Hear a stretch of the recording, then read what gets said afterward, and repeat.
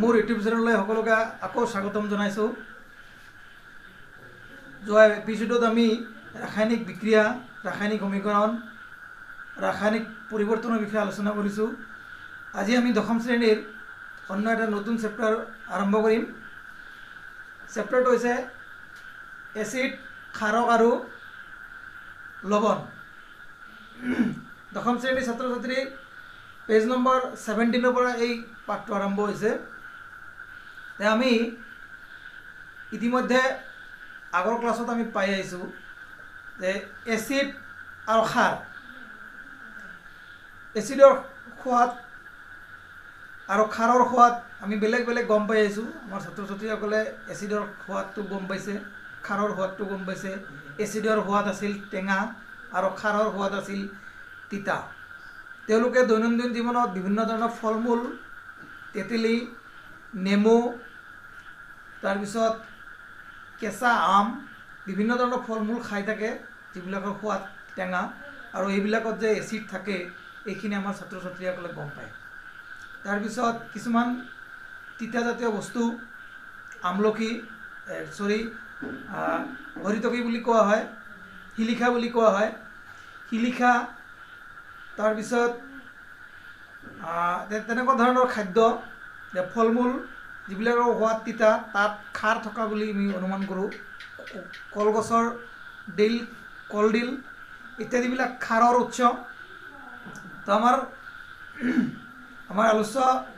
আলোচ্য বিষয় আমাৰ এচিড আৰু ক্ষাৰ।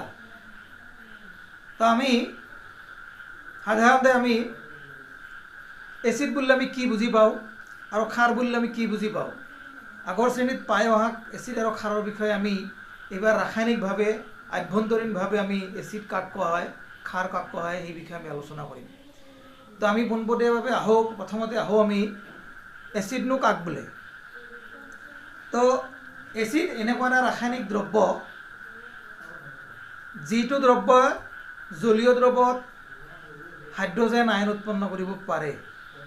সেই ৰাসায়নিক দ্ৰব্যবিলাকক এচিড বুলি কোৱা হয়। আনহাতে যি ৰাসায়নিক দ্ৰব্যই জলীয় দ্ৰৱত হাইড্ৰক্সাইড আয়ন উৎপন্ন কৰিব পাৰে, সেইবিলাক ৰাসায়নিক দ্ৰব্যক কোৱা হয় ক্ষাৰক বুলি। তো ক্ষাৰ আৰু এচিডৰ ধৰ্ম বেলেগ বেলেগ, দুই ধৰণৰ। এচিডৰ আৰু ক্ষাৰৰ ধৰ্ম বেলেগ বেলেগ থাকে। ধৰ্মবিলাক, এচিডৰ ধৰ্ম দুই ধৰণৰ আৰু ক্ষাৰৰ ধৰ্মও দুই ধৰণৰ। আমি পোনপ্ৰথমে আলোচনা কৰিম এচিডৰ উদাহৰণ কি কি। Hydrochloric acid, sulphuric acid,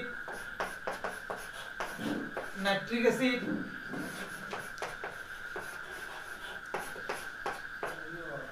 acidic acid ইত্যাদি। এইবিলাক হৈছে আমাৰ এচিড।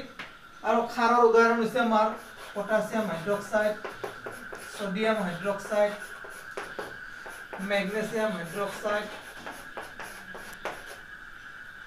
তাৰপিছত কেলছিয়াম হাইড্ৰক্সাইড। এইবিলাক হৈছে আমাৰ ক্ষাৰৰ উদাহৰণ। তো আমি এইবাৰ এচিডৰ ধৰ্ম আমি আলোচনা কৰিম পোনপ্ৰথমে। এচিডৰ ধৰ্ম দুই ধৰণৰ থাকে, এটা হৈছে ভৌতিক ধৰ্ম আৰু এটা হৈছে ৰাসায়নিক ধৰ্ম। তো আমি পোনপ্ৰথমে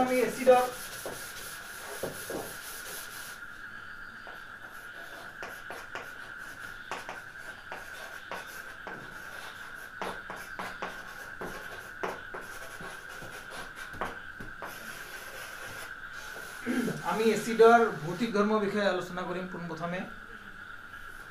1 নম্বৰ, এচিডৰ সোৱাদ টেঙা।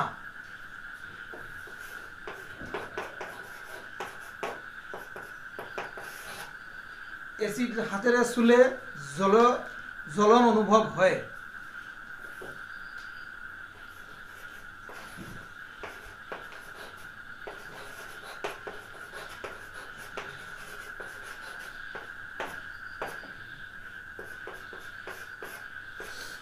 এচিডে নীলা লিটমাছ ৰঙা কৰে।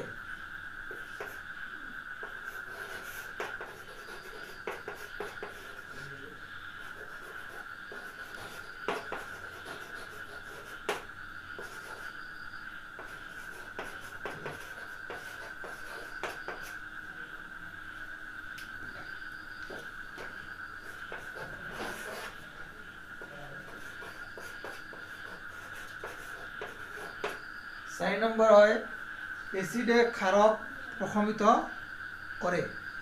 এইবোৰ হৈছে আমাৰ এচিডৰ ভৌতিক ধৰ্ম। কি হয় প্ৰথমতে কি হয় এচিডৰ সোৱাদটো টেঙা হয়। 2 নম্বৰ হয় এচিড চুলে জ্বলন অনুভৱ হয়। এচিডে নীলা লিটমাছ ৰঙা কৰে আৰু এচিডে ক্ষাৰক প্ৰশমিত কৰে।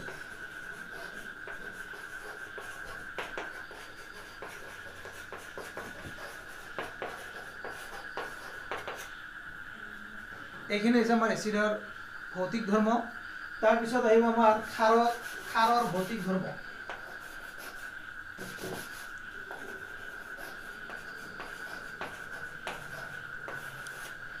ক্ষাৰকৰ ভৌতিক ধৰ্মৰ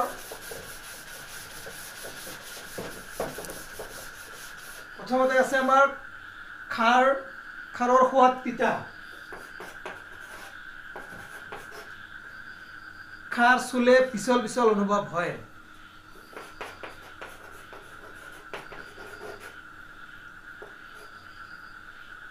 ক্ষাৰে ৰঙা লিটমাছ নীলা কৰে।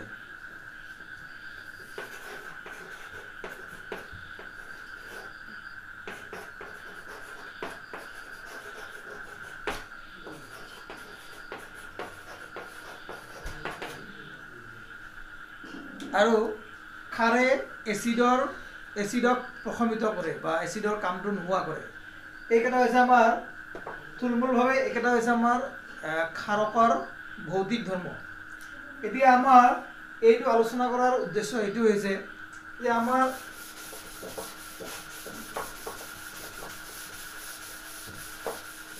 এচিডৰ সোৱাদ যে টেঙা আৰু ক্ষাৰৰ সোৱাদ যে তিতা, আমি গোটেইখিনি এচিড বা গোটেইখিনি সকলো প্ৰকাৰৰ এচিড আমি মুখেৰে জিভাত দি পেলাই আমি সোৱাদটো ল'ব নোৱাৰোঁ বা পৃথক কৰিব নোৱাৰোঁ বা আইডেণ্টিফাই কৰিব আমি নোৱাৰোঁ। তাৰ কাৰণে কিছুমান দ্ৰব্য আছে বা কিছুমান পদাৰ্থ আছে যিবোৰে এচিড আৰু ক্ষাৰৰ উপস্থিতিত তেওঁলোকৰ ৰঙৰ পৰিৱৰ্তন ঘটায় আৰু গোন্ধৰ পৰিৱৰ্তন ঘটায়। যিবিলাক পদাৰ্থ যি ৰাসায়নিক দ্ৰব্য বা যিবিলাক সংশ্লেষিত দ্ৰব্যই বা ৰাসায়নিক দ্ৰব্যই এচিড আৰু ক্ষাৰৰ উপস্থিতিত নিজৰ বৰণ আৰু গোন্ধ সলনি কৰিব পাৰে, সেইবিলাক পদাৰ্থক কোৱা হয় অম্ল ক্ষাৰক সূচক। তো প্ৰথমতে আমি আলোচনা কৰিম অম্ল ক্ষাৰক সূচক ৰঙৰ পৰিৱৰ্তন যিকেইটা পদাৰ্থই অম্ল ক্ষাৰকৰ উপস্থিতিত ৰঙৰ পৰিৱৰ্তন ঘটায় সেইবিলাকক কোৱা হয় অম্ল ক্ষাৰকৰ ৰঙীন সূচক। তো ৰঙীন সূচক 1 নম্বৰে আছে লিটমাছ পেপাৰ।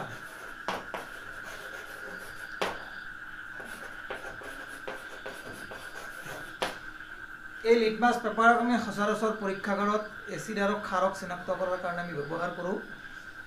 লিটমাছ পেপাৰটো এবিধ শেলাইৰ পৰা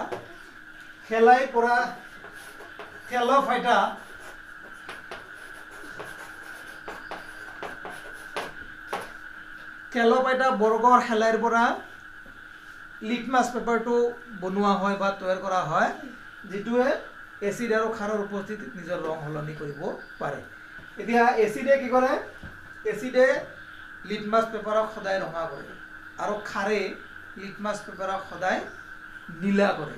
ৰঙা হ'লেও নীলা হ'ব, নীলা হ'লেও নীলা হ'ব। আৰু এচিডে লিটমাছ পেপাৰক ৰঙা লিটমাছ পেপাৰক ৰঙাই কৰে আৰু নীলা লিটমাছ পেপাৰক ৰঙা কৰে। ইয়াৰ পিছত আমি আহিম আন কিছুমান দ্ৰব্য যিবিলাকে নিজৰ বৰণ সলনি কৰিব পাৰে। তাৰে মাজত হৈছে ফেনপথেলিন।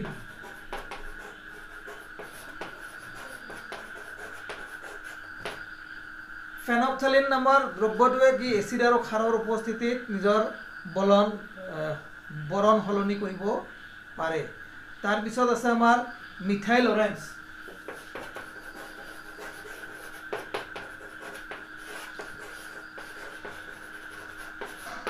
এতিয়া ছাত্ৰ ছাত্ৰীসকলক পৰীক্ষাত যদি সোধে যে ৰঙৰ পৰিৱৰ্তন ঘটাব পৰা এচিড আৰু ক্ষাৰ চিনাক্তকৰণ কৰিবলৈ কি ৰঙীন সূচক ব্যৱহাৰ কৰা হয়, লিটমাছ পেপাৰ, মিথাইল অৰেঞ্জ, তাৰপিছত ফেনপথেলিন।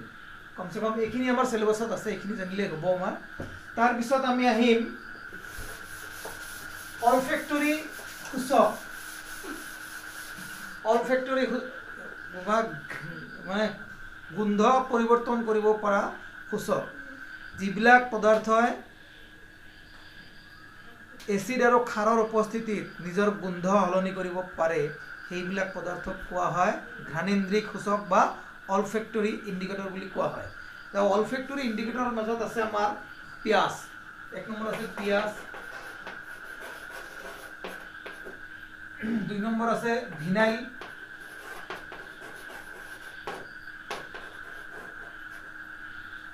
2 নম্বৰত আছে আমাৰ ভিনাইল আতৰ কি ভ্যানিলা আতৰ,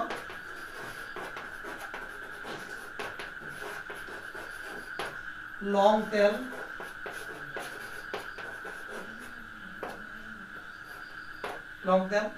এতিয়া এচিডৰ সংস্পৰ্শত যেতিয়া পিঁয়াজৰ গোন্ধটো আহে, এচিডৰ সংস্পৰ্শত আহিলে পিঁয়াজৰ গোন্ধৰ কোনো সলনি নহয়, কিন্তু ক্ষাৰকৰ সংস্পৰ্শত আহিলে পিঁয়াজৰ গোন্ধটো নোহোৱা হৈ যায়।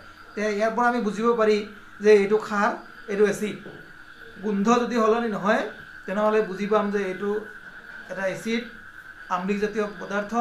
আনহাতে গোন্ধৰ কোনো সলনি নহ'লে, গোন্ধৰ যদি সলনি হৈ যায়, একেবাৰে গোন্ধৰ সলনি, পিঁয়াজৰ গোন্ধৰ সলনি হৈ যায়, তেনেহ'লে আমি বুজি পাম যে এইটো এটা ক্ষাৰক।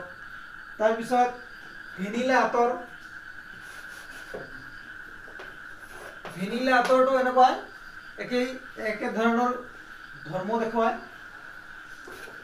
ভেনিলা আতৰে এচিডৰ সংস্পৰ্শত আহিলে গোন্ধৰ কোনো সলনি নহয়, কিন্তু ক্ষাৰকৰ সংস্পৰ্শত আহিলে তাৰ গোন্ধটো একেবাৰে সম্পূৰ্ণৰূপে নোহোৱা হৈ যায়। ঠিক একেদৰে লং তেলৰ ক্ষেত্ৰত একেই অৱস্থা।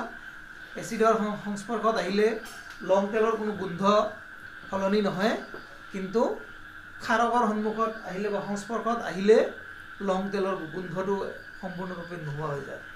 এই গোটেইখিনিক কোৱা হয় ঘ্ৰাণেন্দ্ৰিয়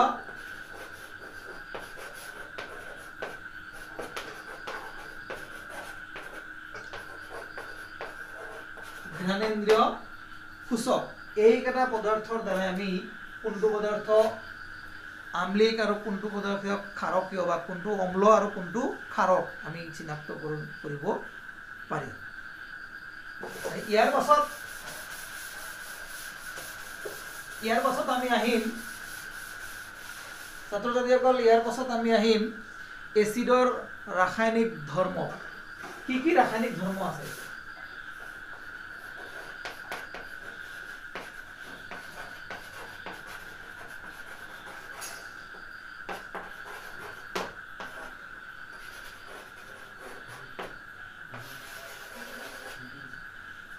এচিডৰ ৰাসায়নিক ধৰ্ম কি কি? এচিডে সদায় ধাতুৰ লগত বিক্ৰিয়া কৰি ধাতুটোৰ লৱণ আৰু হাইড্ৰজেন গেছ উৎপন্ন কৰে। সকলো প্ৰকাৰৰ এচিডেই ধাতুৰ লগত বিক্ৰিয়া কৰি ধাতুটোৰ লৱণ আৰু হাইড্ৰজেন গেছ উৎপন্ন কৰে।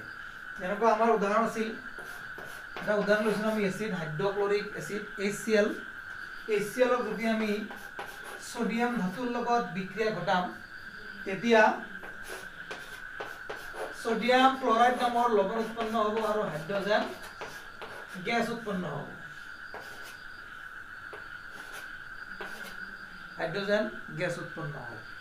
ঠিক তেনেকুৱাকৈ সালফিউৰিক এচিড যদি আমি আইৰণৰ লগত বিক্ৰিয়া ঘটাও,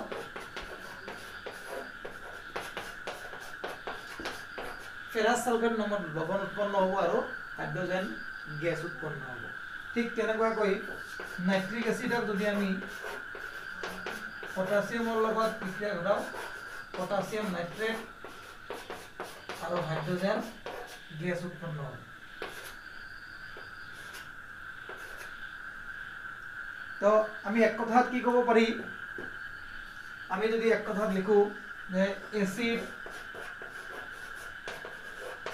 প্লাস ধাতু উৎপন্ন হব লবণ আর হাইড্রোজেন গ্যাস।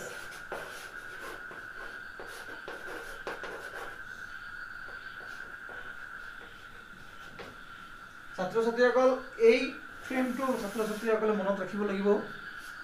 এচিডক ধাতুৰ লগত বিক্ৰিয়া ঘটালে ধাতুটোৰ লবণ আৰু হাইড্ৰোজেন গেছ উৎপন্ন হয়। ইয়াৰ পাছত আমাৰ আহিব এচিডে ধাতুৰ কাৰ্বনেট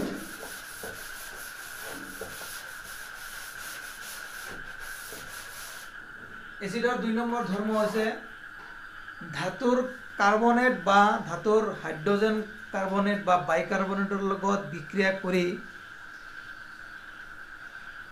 ধাতুটোৰ লবণ পানী আৰু কাৰ্বন ডাই অক্সাইড গেছ উৎপন্ন কৰে। এচিডে কি কৰে ধাতুৰ কাৰ্বনেটৰ লগত বা বাইকাৰ্বনেটৰ লগত বিক্ৰিয়া কৰি ধাতুটোৰ লবণ কাৰ্বন ডাই অক্সাইড গেছ আৰু পানী উৎপন্ন কৰে। তেনেকুৱা কাৰ্বনেট সোডিয়াম কাৰ্বনেট উদাহৰণ হিচাপে সোডিয়াম কাৰ্বনেট যদি আমি হাইড্ৰক্লৰিক এচিডৰ লগত বিক্ৰিয়া ঘটাও উৎপন্ন হ'ব সোডিয়াম ক্লোৰাইড লবণ পানী আৰু কাৰ্বন ডাই অক্সাইড গেছ। কি উৎপন্ন হল আমি বিক্ৰিয়াটো যদি সমতুলীকৰণ কৰো অক্সিজেনৰ সংখ্যা আছে কিমান ইফালে আছে 3টা ইফালে 3টা আছে। কি হৈছে আমাৰ বিক্ৰিয়াটো যদি সমতুলীকৰণ কৰা হয় অক্সিজেন 3টা আছে ইফালে 3টা আছে 2টা আৰু এটা 3টা হাইড্ৰোজেন 2টা আছে ইফালে 2 দিলা দিয়া হল আৰু 2টা সোডিয়াম তো কি উৎপন্ন হল এচিডে ধাতব কাৰ্বনেটৰ লগত বিক্ৰিয়া কৰি ধাতুটোৰ লবণ পানী আৰু কাৰ্বন ডাই অক্সাইড উৎপন্ন হয়। এতিয়া ধাতুৰ বাইকাৰ্বনেটৰ লগত বিক্ৰিয়া কৰি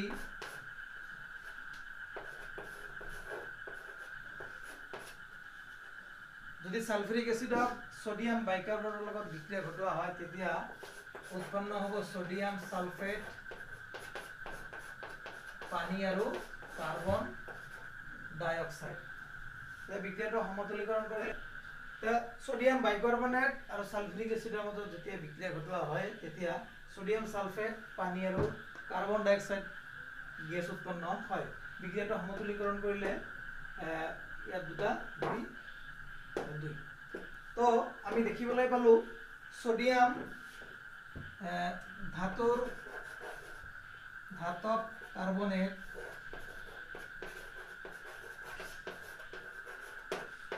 প্লাস এসিড উৎপন্ন হয় ধাতব লবণ যোগ পানি কাৰ্বন ডাই অক্সাইড। ছাত্ৰ ছাত্ৰীসকলে এইখিনি মনত ৰাখিব লাগিব যে ধাতব কাৰ্বনেট বা বাইকাৰ্বনেটৰ লগত এচিডে বিক্ৰিয়া কৰি লবণ পানী আৰু কাৰ্বন ডাই অক্সাইড গেছ উৎপন্ন কৰে। ইয়াৰ পিছত আহিব আমাৰ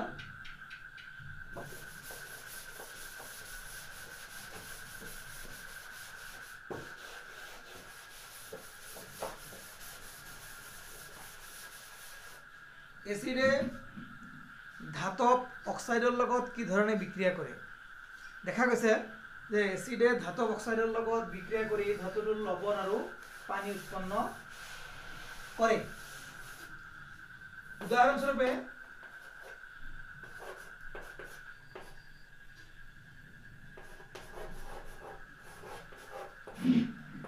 হাইড্ৰক্লৰিক এচিডটো যদি মেগনেছিয়াম ধাতু অক্সাইডৰ লগত বিক্ৰিয়া ঘটোৱা হয় তেনেহলে মেগনেছিয়াম ক্লোৰাইড আৰু পানী উৎপন্ন কৰে। ঠিক তেনেকুৱাকৈ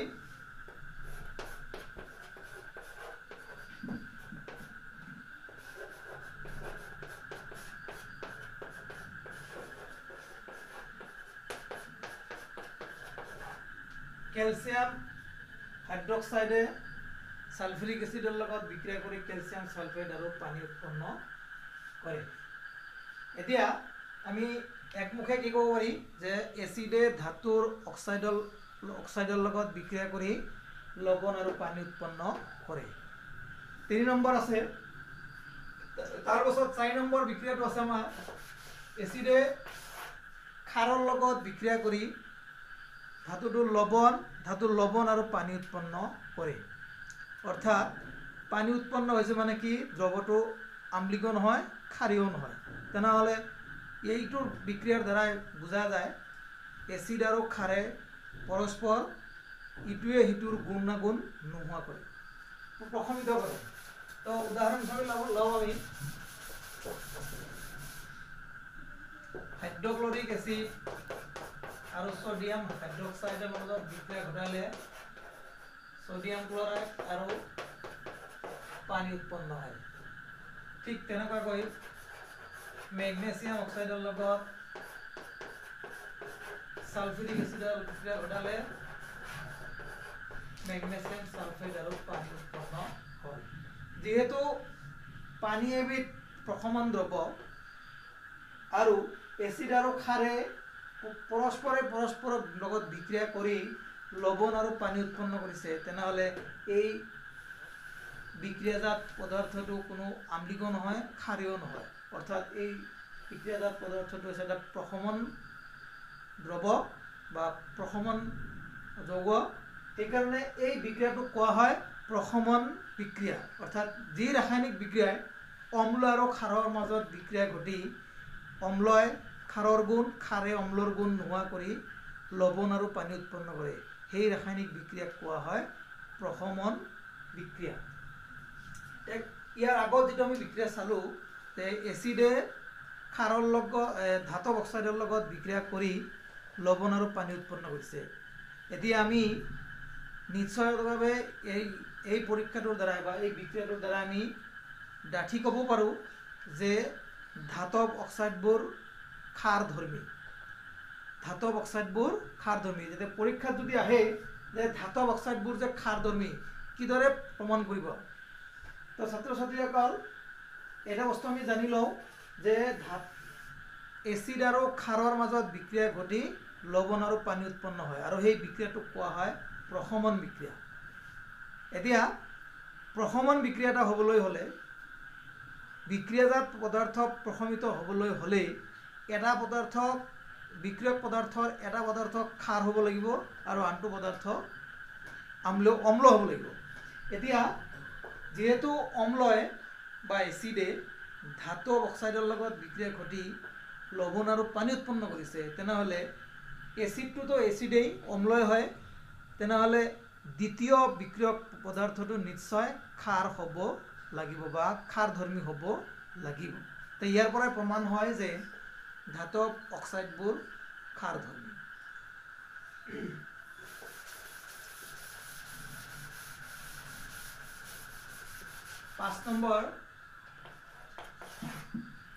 5 নম্বৰ এচিডে জলীয় দ্ৰৱ অৰ্থাৎ পানীৰ লগত বিক্ৰিয়া কৰি হাইড্ৰজেন আয়ন উৎপন্ন কৰে। এতিয়া এই হাইড্ৰজেন আয়নটো বেছি সময় থাকিব নোৱাৰে, তেওঁ কি কৰে আকৌ পানীৰ লগত বিক্ৰিয়া কৰি হাইড্ৰনিয়াম আয়ন হিচাপে যুক্ত হৈ থাকে। কিন্তু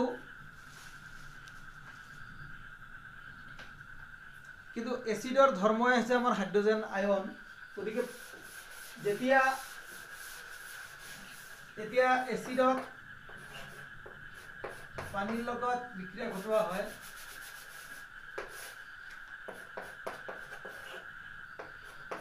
তেতিয়া হাইড্ৰজেন আয়ন আৰু ক্লৰাইড আয়ন উৎপন্ন হয়। আৰু এই হাইড্ৰজেন আয়নটো ক্ষণস্থায়ী, অস্থায়ী, বেছি সময় তিষ্ঠি থাকিব নোৱাৰে। এই হাইড্ৰজেন আয়নটো আকৌ পানীৰ লগত বিক্ৰিয়া কৰি হাইড্ৰনিয়াম আয়ন উৎপন্ন কৰি বৰ্তি থাকে। এতিয়া এই হাইড্ৰজেন আয়ন যেতিয়া অন্য কোনো এটা মৌলৰ লগত বিক্ৰিয়া ঘটিব লগা হয় বা বিক্ৰিয়া কৰিব লগা হয় এচিডে, তেতিয়া ইয়াৰ পৰা এই হাইড্ৰনিয়াম আয়নটোৰ পৰা পানীৰ অণুটো আঁতৰি গৈ হাইড্ৰজেন আয়নটোৱে বিক্ৰিয়াত অংশগ্ৰহণ কৰে। এই হাইড্ৰনিয়াম আয়নটো বহু সময়ত তিষ্ঠি থাকিব পাৰে পানীত, কিন্তু হাইড্ৰজেন আয়নটো অকলে বেছি সময় থাকিব নোৱাৰে, যাৰ কাৰণে হাইড্ৰজেন আয়নটোৱে পানীৰ লগত বিক্ৰিয়া কৰি হাইড্ৰনিয়াম আয়ন উৎপন্ন কৰি থাকে। ইয়াৰ পৰা প্ৰমাণ হয় যে এচিডৰ গুণটো পানীৰ লগত থাকিলেহে এচিডৰ গুণটো বাহাল থাকে বা এচিডৰ ক্ষমতাটো থাকে। এতিয়া যদি কেতিয়াবা যদি প্ৰশ্ন আহে যে এচিডে নীলা লিটমাছক ৰঙা কৰিছে, কিন্তু এচিডৰ ভাপে কিয় নীলা লিটমাছ ৰঙা কৰিব পৰা নাই, এনেকুৱা এটা প্ৰশ্ন সময়ে সময়ে আহে, কেতিয়াবা SSLC পৰীক্ষা ফাইনেলত আহে। প্ৰশ্নটো কি যে আমি জানো যে এচিডে নীলা লিটমাছ ৰঙা কৰে, কিন্তু এচিডৰ ভাপে কিয় নীলা লিটমাছ ৰঙা কৰিব নোৱাৰে। তাৰ এনচাৰটো হৈছে এইটো, কাৰণটো হৈছে এইটো যে এচিডে হাইড্ৰজেন আয়ন উৎপন্ন কৰিব পাৰে অকল পানীতহে। পানীৰ লগত থাকিলেহে এচিডে হাইড্ৰজেন আয়ন উৎপন্ন কৰিব পাৰে, অন্যথা এচিডে কেতিয়াও হাইড্ৰজেন আয়ন উৎপন্ন কৰিব নোৱাৰে। এতিয়া যদি হাইড্ৰজেন আয়ন উৎপন্ন কৰিব নোৱাৰে, তেনেহ'লে তাৰ এচিডৰ কোনো গুণাগুণ দেখুৱাব নোৱাৰে বা এচিডৰ কোনো ধৰ্ম দেখুৱাব নোৱাৰে। এতিয়া এচিড এটাত পৰীক্ষানলী এটাত লৈ পেলাই যদি এচিডত তাপ দিয়া হয়, তাপ দিয়াৰ পাছত যদি সেই পৰীক্ষানলীৰ সন্মুখত নীলা লিটমাছ ধৰি ৰখা হয়, সেই ভাপটোৱে, এচিডৰ ভাপটোৱে নীলা লিটমাছক কেতিয়াও ৰঙা কৰিব নোৱাৰে, কাৰণ তাত জলীয় বাষ্প নাই, পানী নাই। পানী নথকাৰ বাবে এচিডটোৱে হাইড্ৰজেন আয়ন উৎপন্ন কৰিব পৰা নাই, যাৰ কাৰণে নীলা লিটমাছটো ৰঙা কৰিব পৰা নাই।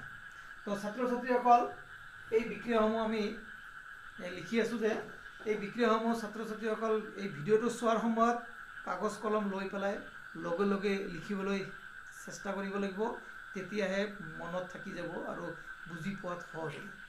যিয়েই নহওক, আজিৰ পাঠটো ইমানেই। সকলোৱে সুস্থ থাকা, ছাত্ৰ ছাত্ৰীসকল সকলোৱে সুস্থ থাকা, নিজৰ ঘৰত থাকা, সুস্থ থাকা, অধ্যয়ন কৰি থাকা। ভিডিঅ'টো চালে লাইক, শ্বেয়াৰ আৰু ছাবস্ক্ৰাইব কৰিবলৈ নাপাহৰিবা। ধন্যবাদ।